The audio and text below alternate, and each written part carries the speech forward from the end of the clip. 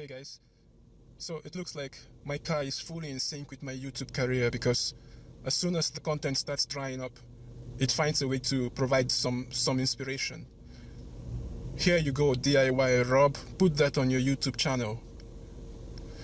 I don't know if you can hear now that sound. I have previously diagnosed this and I know that it's the radiator fan housing. I'm going to cue a video showing you how I used a selfie stick to diagnose where the sound was coming from. Now, a selfie stick, I don't know if you've ever watched videos where mechanics use some form of screwdriver to touch various parts of the car to see if the vibration or noise is coming from there. Well, I didn't have one long enough, but I did have a selfie stick which had no more the phone holder head on it, and it became the perfect instrument to extend to the length I want and go deep into the engine bay to check on various components whether the noise was coming or not. Let me quickly just go into the engine bay and show you where this rattling noise is coming from.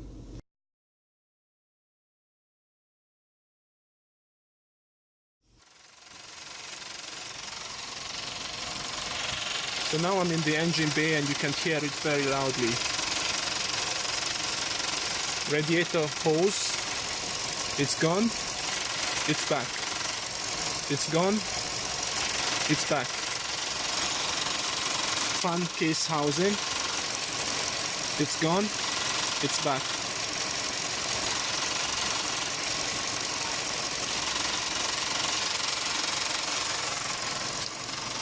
When we accelerate away from a red light or something, it makes an incredibly grounding noise, and for the first time I thought it was the clutch going on me, because it came right as the clutch was being released.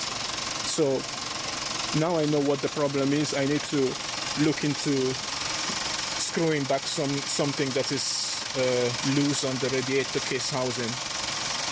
I'm going to show you now a video of how I got this, and I'm even going to allow you listen to the sound transmitted from a component down there through the selfie stick into my knuckle and then onto the microphone of the phone. So if you put on your headsets, you should be able to listen to how it sounds.